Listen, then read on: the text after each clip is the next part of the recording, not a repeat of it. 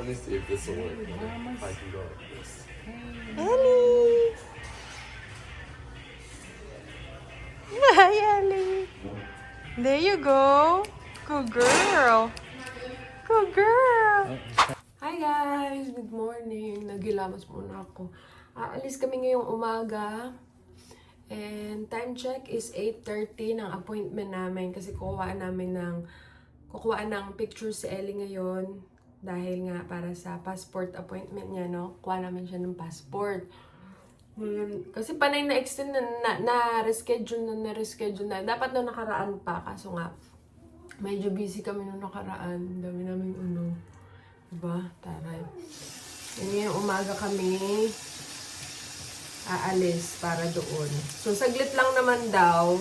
Tapos, sabi ni Travis, ang kailangan lang na dadalhin namin is yung birth certificate niya. Tapos, marriage certificate namin. Tapos, yung paper na pinilapan niya online para sa personal information ni Ellie. Bibigay ata sa kanya 5 years yung yung ibibigay sa kanya na passport, no? Tingnan ko nga kung ilan na timbang ko ngayon. Nabawasan ako ng timbang, guys. 139 pounds! Nung nakaraan, 140 ako eh. Ngayon, 139 pounds. Nababawasan na ang aking timbang. May nagtanong sa akin, ano daw, sinasama ko pa ba daw yung rice sa diet ko? Opo, kumakain pa ako ng rice. Pero bihira ako mag-rice. Madalas ako ngayon, nag-ano kami ngayon ni Travis eh. Nagsasalad, tapos chicken, steak, salmon, yun yung ano namin ngayon, yung mini meal prep namin. Tinatry namin, no? No, consistent, magaganon lang kami. Pero mahirap, pero ngayon, itatry namin kasi may goal kaming dalawa. Diba? May goal kaming dalawa.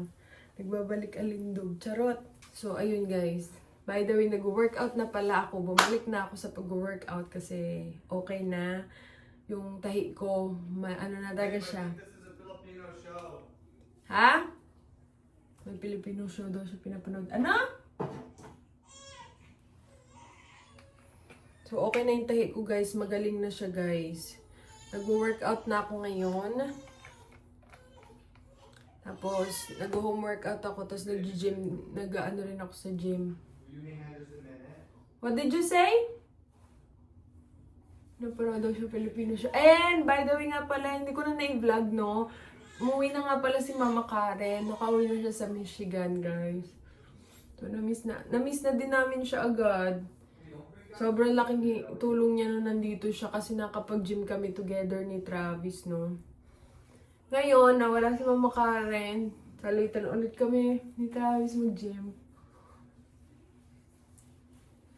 So, nung nandito siya, ilang weeks ata? 3 weeks ata siya nandito, no? 3 weeks yung bakasyon niya dito bago siya umuwi. Sumabay siya sa amin noon nung galing kami ng Michigan papunta dito. Kasi nag-drive kami papunta doon, di ba? Tapos, nag-book na siya ng appointment pa uwi. Tapos, 3 weeks yung stay niya dito. So, ayun. So, inaantay namin ngayon yung electrician kasi may magagawa dito sa bahay namin, guys. Lalagyan niya ng parang outlet dun sa backyard namin para dun namin ilalagay yung grill. Kasi nga wala kaming ano doon, saksakan. Tapos gusto ni Travis lagyan doon, no? All frozen. Magbabattle si Ellie. I can feed her in my Si frozen daw lahat. All of them are frozen. So every time na ako guys, na mag-pump, every time na mag-pump ako dito sa kabila, marami yung napapump ko. Siguro mga 8 ounces to 9 ounces. Sa kabila naman, kalahati nun. Super blessed pa rin ako kasi meron akong gatas, guys, no? Yung iba daw na nagda-dry, nawawalan daw sila ng supply. So, I think, kapag continuous ka dede, yun, hindi siya maano. Ano, ba't iyak ng iyak yan? Ba't naman ang iyak ng iyak yan, ha? Eliana? Ellie! Oh my God. Ba't naman iyak ng iyak ang bebe na yan? Eliana? Eliana? She's looking at her milk. Oo, tingnan mo. Tingnan mo naman ng bebe na yun. What are you doing? Grabe, kasi sarap ninyo matulog. I think she slept Really around... good. Yeah. She slept good. She just woke up to feed. Gigising lang siya pagkakain. Inaantay namin yung lalaki. Wala pa rin siya, guys. Papalitan ko muna nga si Ellie. Ayoko pa sana siyang palitan kasi nga magdedede pa siya. Kasi minsan, ang tawag nito, nag-ano siya. Alam mo na, yung gatas na ano dito sa ano niya, makalat. Nagtutulo pag nagbobote siya. So baka padede ko na lang siya sa akin. So ayun, we'll see you later guys kung ano mangyari. Dumating na electrician guys. Hindi ko ma-open yung light kaya medyo madilim kasi naayos niya. Ano, palitan ka na ni Mami? Palitan na ikaw ni Mami? Ay! Palitan na ikaw ni Mami ng damit. Kaya alis na tayo soon. Are you ready? You need to smile there, okay? When they say smile, you need to smile. I don't know if allowed ba mag-smile. I think okay naman nata.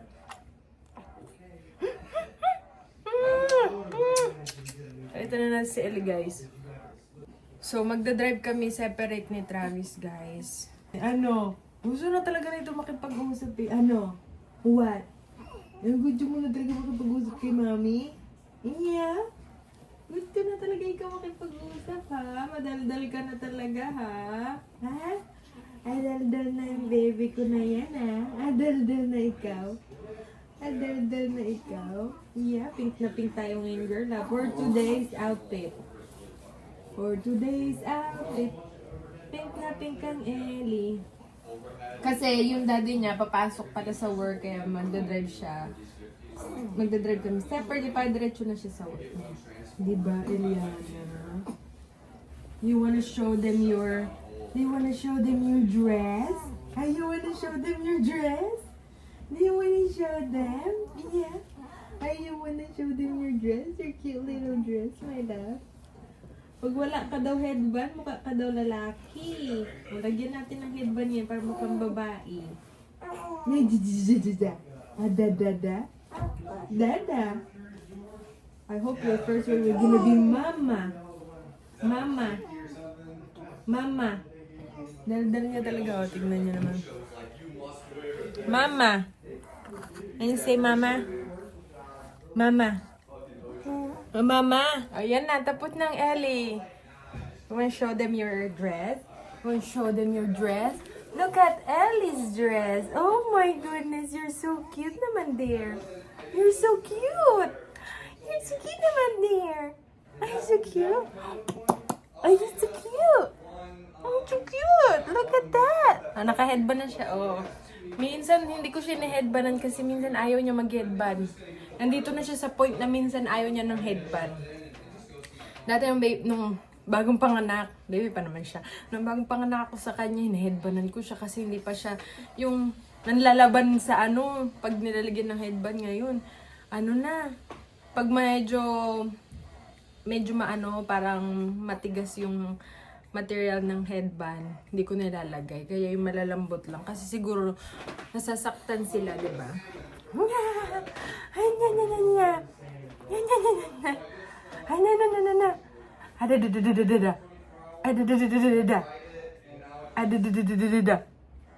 Lagyan pala kita ng short, girl. Naka-diaper ka lang. Hanap tayo ng short na pwede mo gamitin.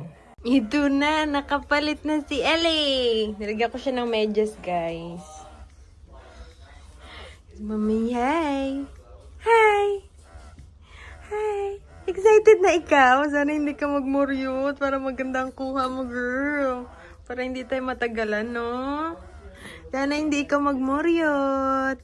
Sana hindi magmuryot ang bebe. Matulog lang man to siya sa sakyan, tapos pag nagising siya, hindi naman siya masyadong ano. Pag unang gising niya. Pag mga medyo ano na siya, after ng gising, dun na siya nag-ano kasi gutom na naman siya. Look at you, you're looking cute today.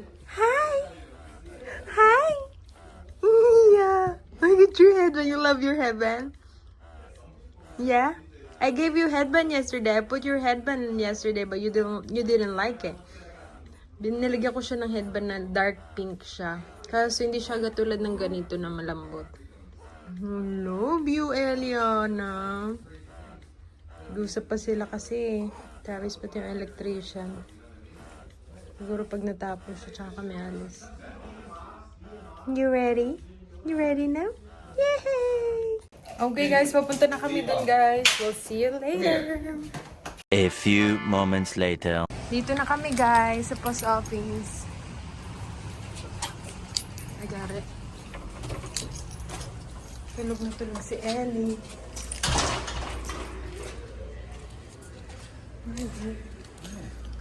I knew this was here. What time is our appointment?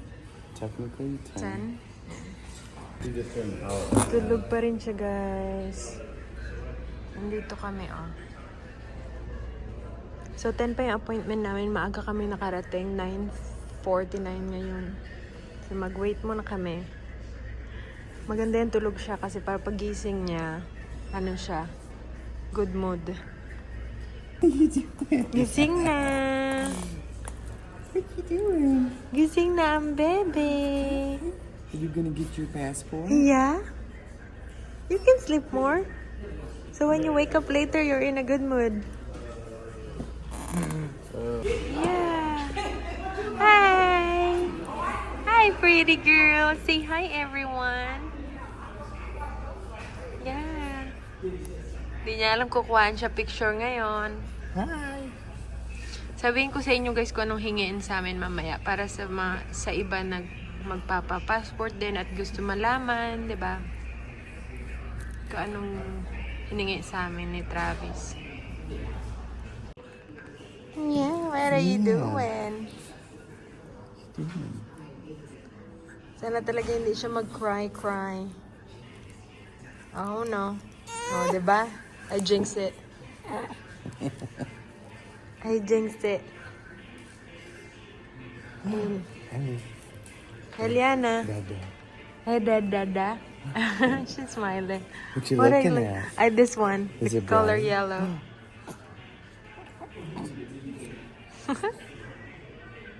Hala, oh, gusto niya, oh. What is Gusto niya it? yung color yellow. You like This the is- yellow color? Ellie. You like that? She's smiling. Yeah. What is that?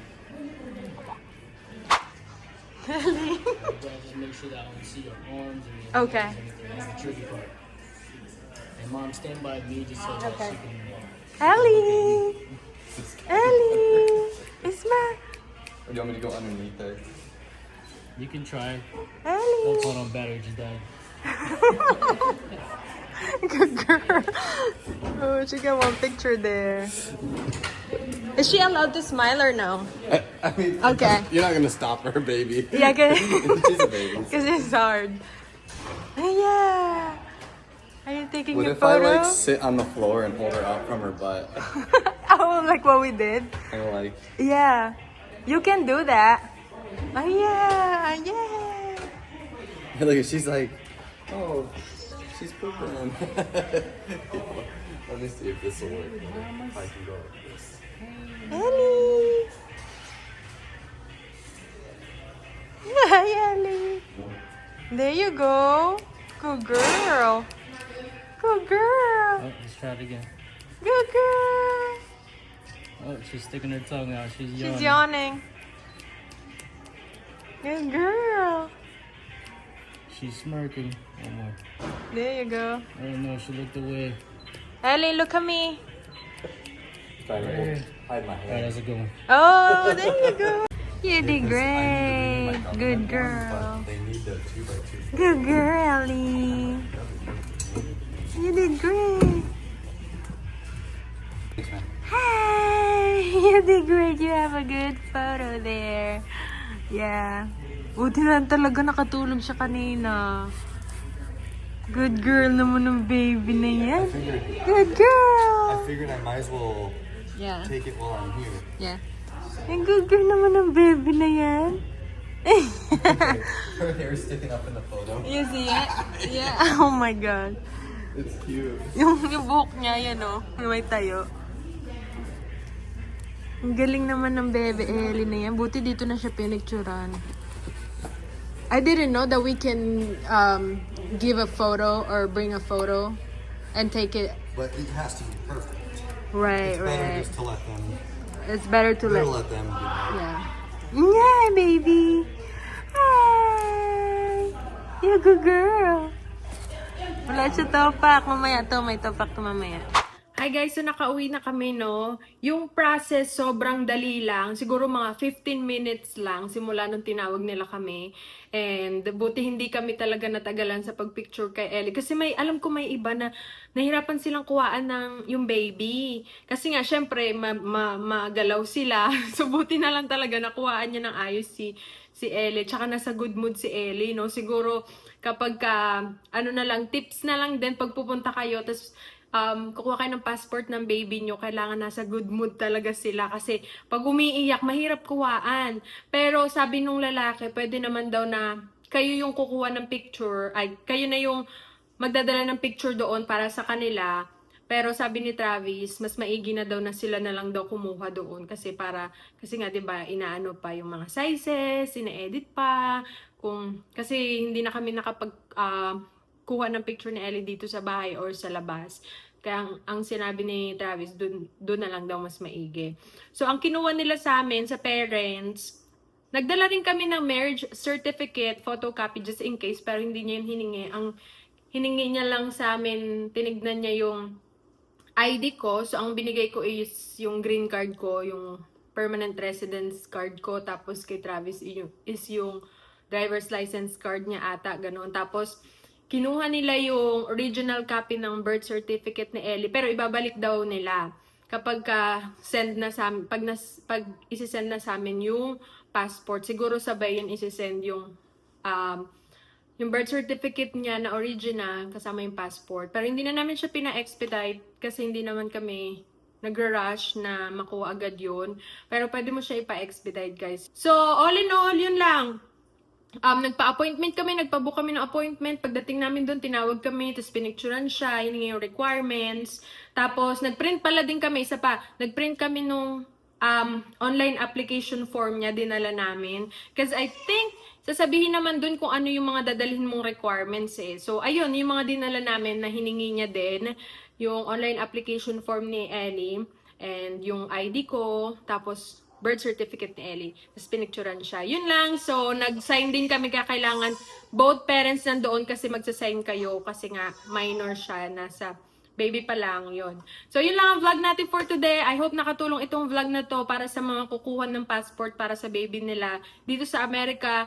Hindi ko alam kung sa ibang state ganun din ang pag-process. Pero, ayun. Kaya sabi ko gusto kong kuhaan si Ellie ng video kasi gusto kong i-vlog. Nagpaalam naman kami sa lalaki kung okay lang, sabi niya. As long as na hindi makuha daw yung mga documents, yung personal information yung mga documents. So, alam naman namin yun kasi nga, nag-ask din kami kasi nga federal, government, yung office, diba? Yung post office. So, yun lang ang vlog natin, guys, for today. Mayak na si Ellie, gutom na. See you again next time. Bye!